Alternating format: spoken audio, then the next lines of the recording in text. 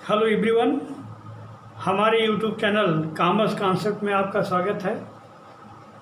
आज जिस टॉपिक पर हम चर्चा करने वाले हैं वो है अधिकतम सामाजिक लाभ का सिद्धांत। उसकी कमियां क्या हैं, अच्छाइयां क्या हैं, कमियां क्या हैं। सैद्धांतिक दृष्टि से ये सिद्धांत तो बहुत अच्छा दिखता है, न्यायसंगत लगता है, लेकिन व्यवहारिक प्रयोग में बहुत सारी कठिनाइयाँ हैं। उनकी चर्चा हम विभिन्न बिंदुओं के आधार पर करेंगे कि कहाँ कहाँ कठिनाइयाँ हैं, सीमाएं इसकी क्या हैं, उनकी चर्चा हम करेंगे। पहला बिंदु है उपयोगिता और अनुपयोगिता की माप में कठिनाई। सैद्धांतिक दृष्टि से सिद्धांत ये कहता है कि सरकार के द्वारा लगाए जाने वाले करों से उत्पन्न होने वाला सीमांत त्याग तथा सरकार के द्वारा किए जाने वाले व्यय से उत्पन्न होने वाली सीमांत उपयोगिता जिस बिंदु पर बराबर होंगे वही अधिकतम सामाजिक लाभ का बिंदु होगा। और सरकार की वित्त व्यवस्था इसी सिद्धांत पर आधारित होनी चाहिए, लेकिन व्यवहार में कठिनाई है। जिस उपयोगिता और अनुपयोगिता, त्याग और संतुष्टि की बात सिद्धांत में की गई है उसकी माप संभव नहीं है। उपयोगिता को मापा नहीं जा सकता, उपयोगिता मापनी नहीं है, अनुपयोगिता मापनी नहीं है। किसी थर्मामीटर पैरामीटर में इसको मापा नहीं जा सकता, क्योंकि उपयोगिता एक मनोदशा है, एक साइकोलॉजी है। हम महसूस कर सकते हैं कि हमको बहुत भूख लगी है, पहली रोटी से हमको कितनी संतुष्टि मिलती है, दूसरी रोटी से कितनी संतुष्टि मिलती है, तीसरी रोटी से कितनी संतुष्टि मिलती है, ये हम महसूस कर सकते हैं। वैसे कर के बारे में है कि पहली इकाई देने से हमको कितना कष्ट होता है, दूसरी इकाई देने से कितना कष्ट होता है, तीसरी इकाई देने से कितना कष्ट होता है, ये हम महसूस कर सकते हैं। इसको किसी पैरामीटर में माप नहीं सकते। यद्यप मार्शल ने कहा कि उपयोगिता मापनीय है। अपने गणनावाचक सिद्धांत में उन्होंने बताया कि किसी वस्तु की एक इकाई पाने के लिए उपभोक्ता रुपए की जितनी इकाइयां देता है वही उस वस्तु की उपयोगिता की माप है। तो ठीक है, कुछ देर के लिए हम मान लेते हैं कि मार्शल के अनुसार उपयोगिता मापनीय है और उसका जो थर्मामीटर है, जो मापक यंत्र है, वो रुपया है।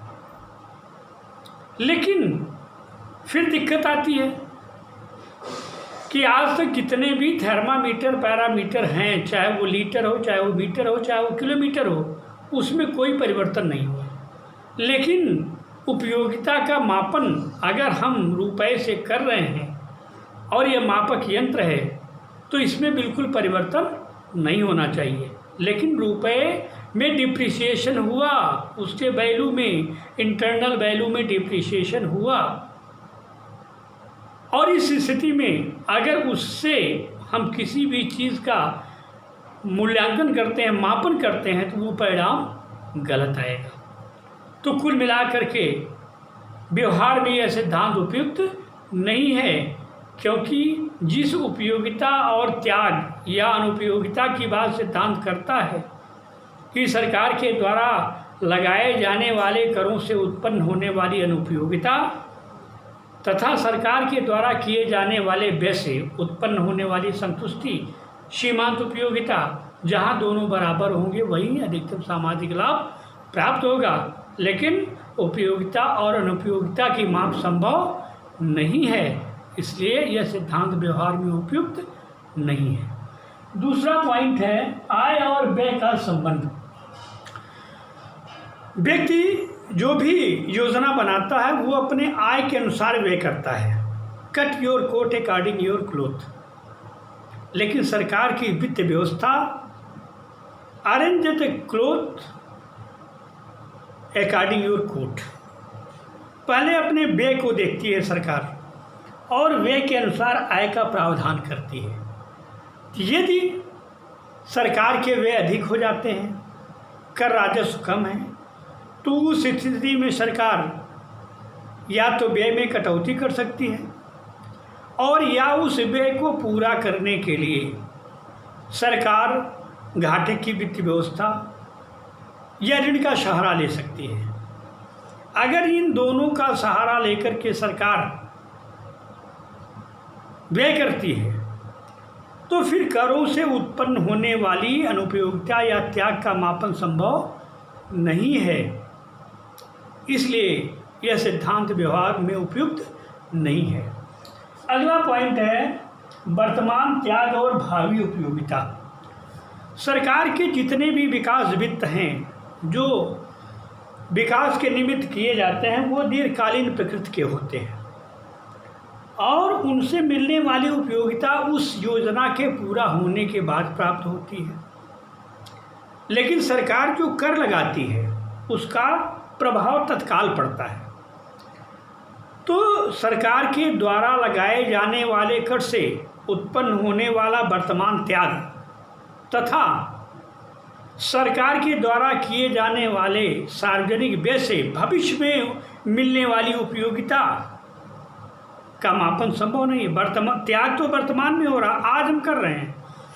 जो लाभ मिलेगा वो पता नहीं किसको मिलेगा, हमको मिलेगा, हमारी पीढ़ी को मिलेगा या अगली पीढ़ी को मिलेगा, किसको मिलेगा, फिर उसका मापन संभव नहीं है। त्याग तो हम आज कर रहे हैं और उपयोगिता 10 साल बाद मिल रही, 20 साल बाद मिल रही है। तो फिर वर्तमान त्याग और भविष्य की उपयोगिता का मापन संभव नहीं है। इसलिए यह सिद्धांत व्यवहार में उपयुक्त नहीं है। अगला है करारोपण के अच्छे प्रभाव। यद्यपि इस सिद्धांत में यह मान लिया गया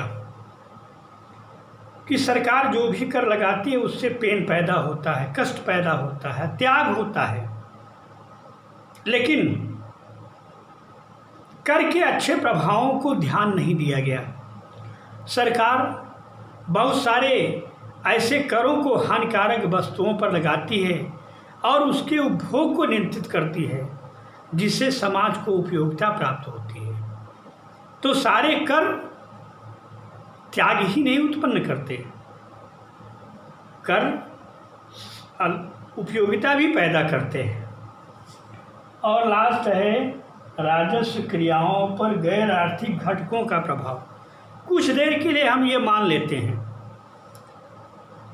कि सरकार के द्वारा किए जाने वाले व्यय से उत्पन्न होने वाली सीमांत उपयोगिता और सरकार के द्वारा लगाए जाने वाले कर से उत्पन्न होने वाला सीमांत त्याग, कष्ट, पेन की माप संभव है।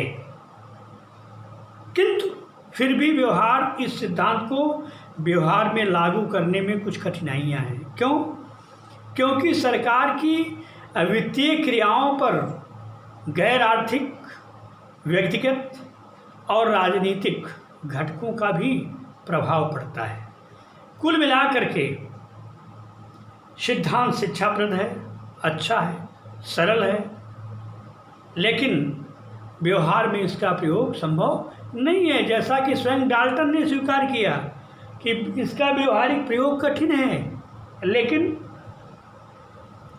सरकार को इस सिद्धांत से प्रेरणा लेनी चाहिए। यह सिद्धांत सरकार को उसकी वित्तीय क्रियाओं के लिए मार्गदर्शन अवश्य देता है और सरकार को अपनी बजट योजना इसी सिद्धांत के आधार पर तैयार करनी चाहिए। बस इस वीडियो में बस इतना ही। अगले वीडियो में कुछ और लेके आएंगे। धन्यवाद।